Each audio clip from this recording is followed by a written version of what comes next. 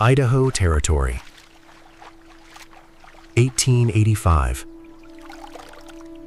The wind howled through the jagged peaks of the Owyhee Mountains like a ghost seeking rest. The sun hung low, bleeding amber and violet across the dusty plains of Silver City. Samuel Thorne sat on the porch of his ranch house.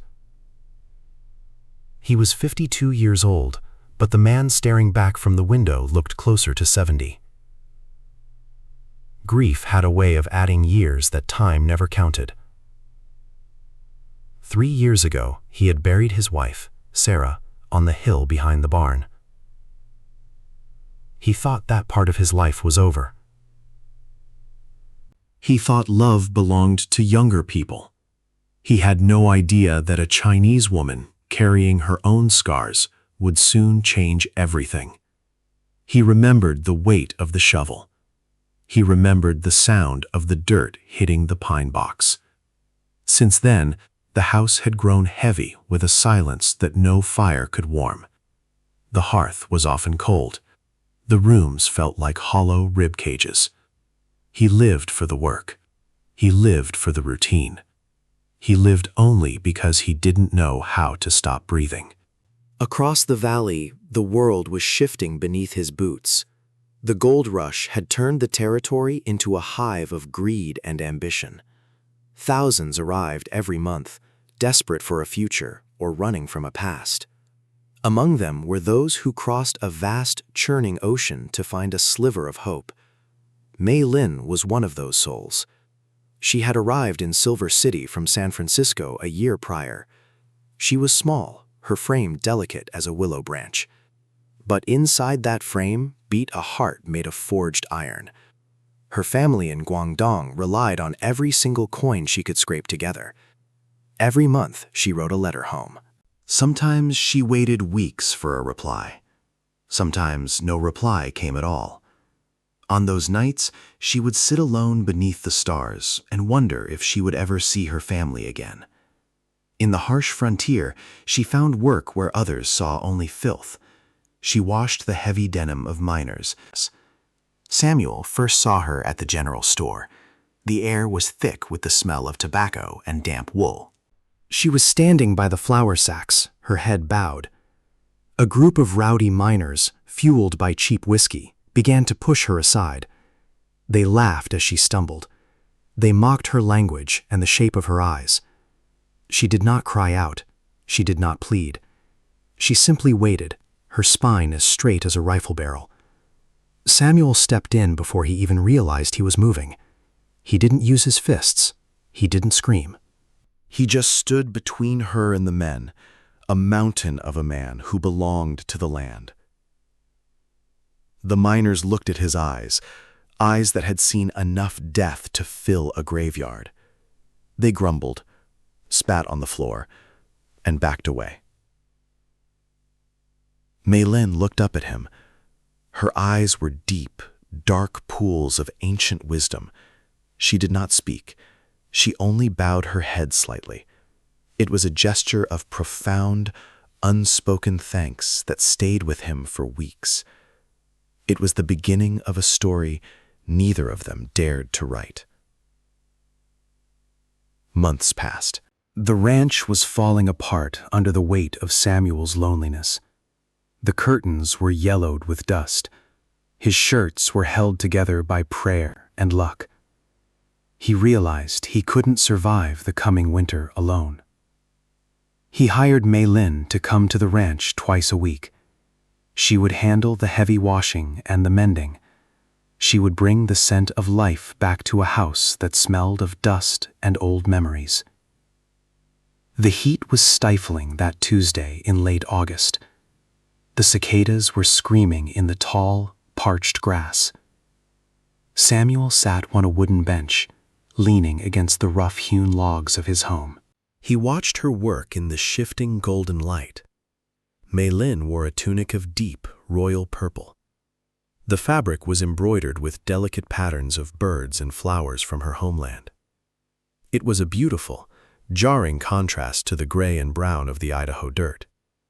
Her sleeves were rolled high, She was scrubbing a shirt in a galvanized tub with focused, rhythmic energy. The soapy water caught the afternoon light. She was humming a low, haunting tune. It was a melody that felt like a bridge to a place Samuel would never visit. "You work too hard, Maylin," Samuel said softly. The sound of his voice seemed to startle the very air. She stopped for a moment. She looked at him and offered a small, genuine smile. It was the kind of smile that made a man remember what it was like to be happy. "Work is a blessing, Mr. Thorne," she replied. Her English was careful, melodic, and precise. "It keeps the mind from wandering to places where the shadows live." Samuel nodded slowly, feeling the truth of her words in his marrow. His own mind was a constant traveler to a graveyard on a hill. He looked at her hands. They were red and raw from the caustic lye soap. He felt a sudden, sharp pang in his chest. It was a feeling he hadn't allowed himself to feel in 3 long years. It was admiration. It was warmth. It was the slow thawing of a frozen heart. "The town, they don't treat you right," Samuel said, his voice gravelly. He was thinking of the Chinese Exclusion Act of 1882, a law born of fear and signed in ink that tasted like hatred. He thought of the recent news of the Rock Springs massacre in Wyoming. Scores of Chinese miners murdered by mobs. The world was becoming a dark, violent place for her. Maylin's expression softened into something profoundly sad. "The world is often afraid of what it does not understand," she said. "But the sun shines the same on everyone, regardless of the name they carry." She went back to the tub. Samuel watched the grace of her labor. She made the most mundane tasks look like a sacred ceremony. He thought about his empty house. He thought about the silent, lonely dinners he ate every single night. He thought about how her presence made the ranch feel like a home again. If you're enjoying this story, please consider subscribing. Your support helps us keep these forgotten stories alive. Now, let's return to Samuel and Maylin. The weeks turned into months. The golden leaves of the cottonwoods began to drift into the creek. The air turned crisp with the promise of a biting autumn. One evening, Samuel walked Maylin to the edge of his property. The sky was a bruised purple, the stars just beginning to wink through the veil. "Wait," Samuel said suddenly. His hand trembled as he reached into his pocket. He pulled out a small, tarnished silver locket. "This belonged to Sarah," he whispered. The name didn't hurt as much as it used to. She was a woman of great heart.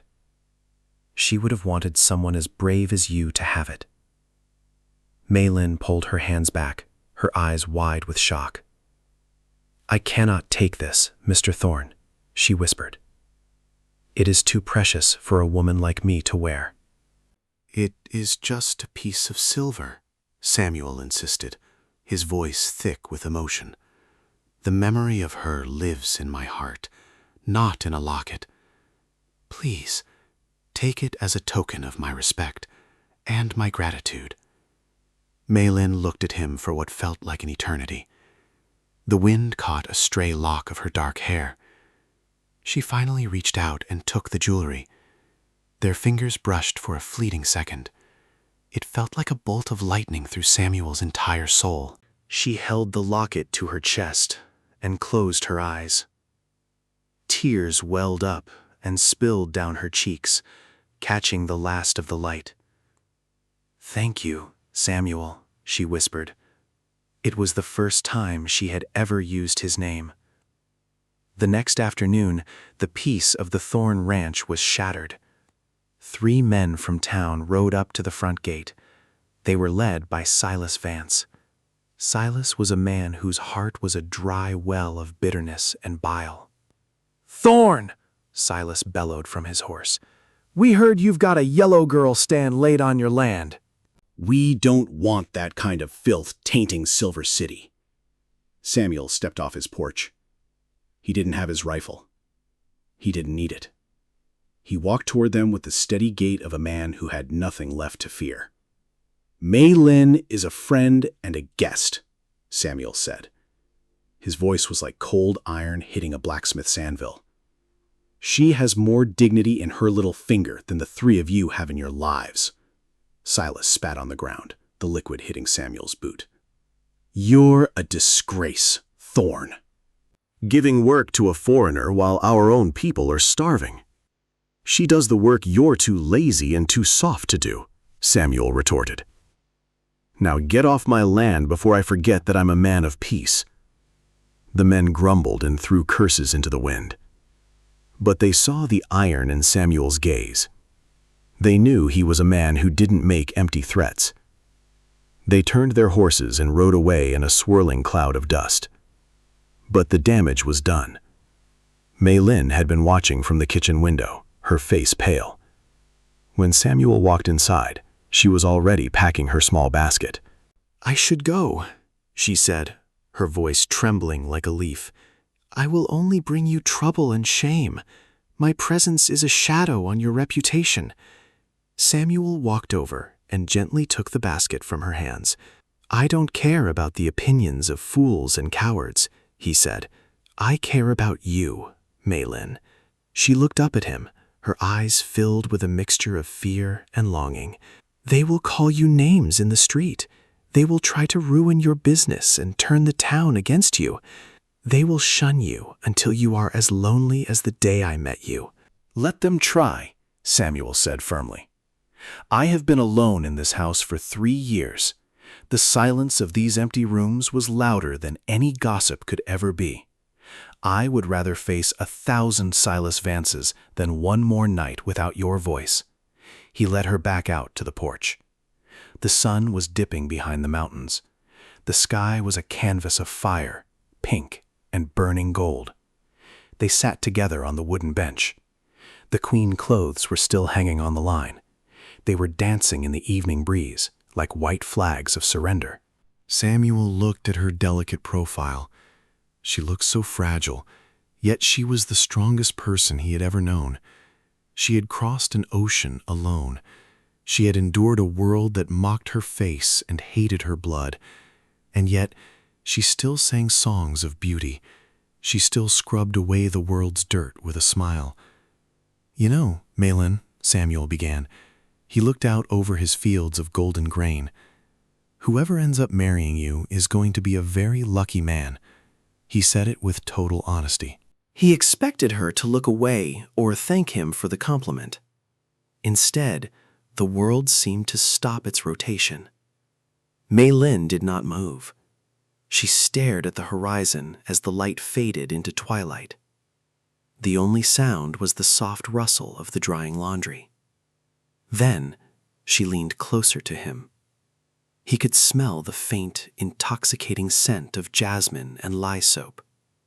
She leaned toward his ear until her breath brushed his skin.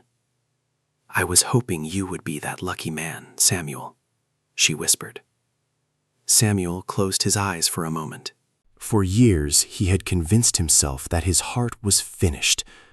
Now, with a single sentence, she had brought it back to life. It was a prayer. Samuel felt his heart skip a violent, joyous beat. He turned his head to look at her. Her face was only inches from his. He saw the hope in her eyes and the fear that she had said too much. But mostly, he saw the woman who had saved him. "Mei Lin," he breathed. "I am just a simple man.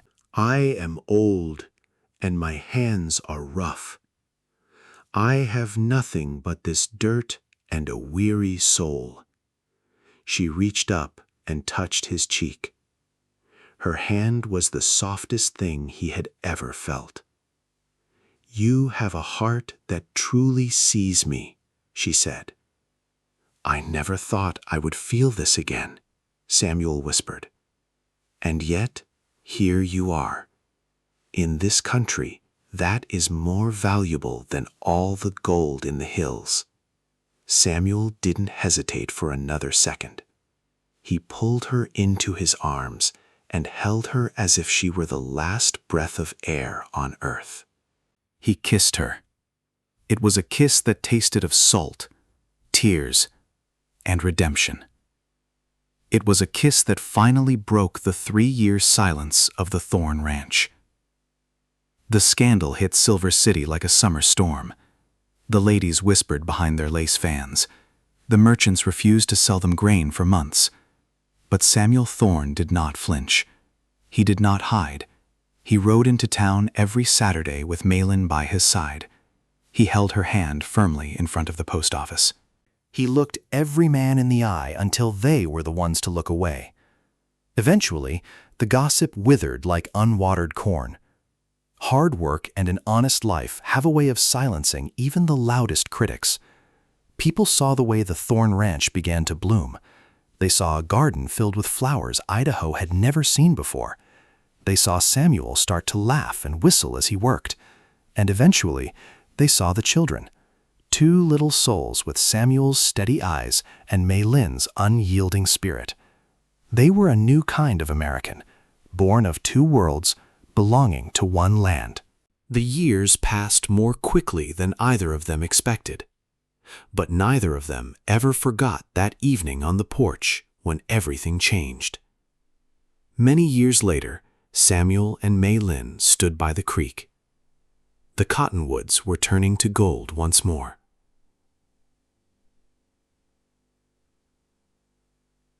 Samuel was an old man now, leaning heavily on a cane.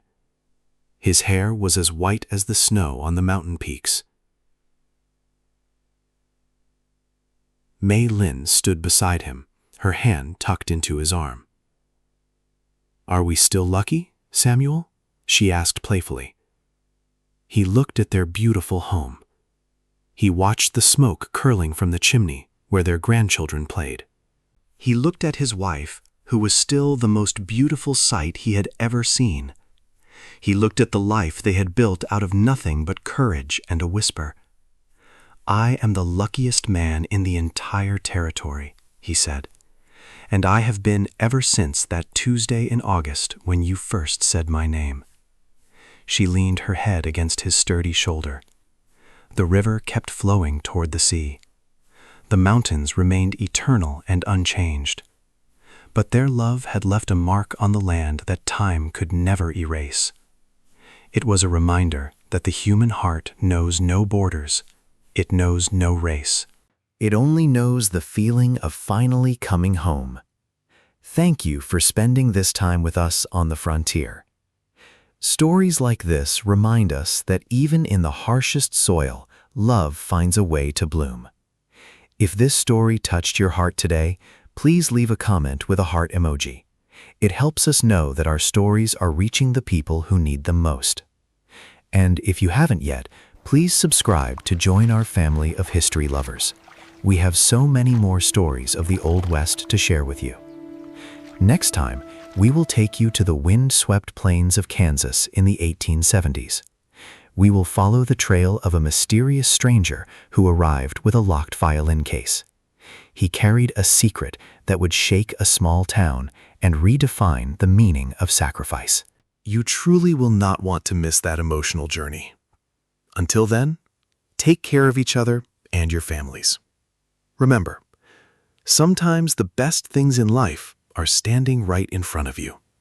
You just have to be brave enough to look up and see them.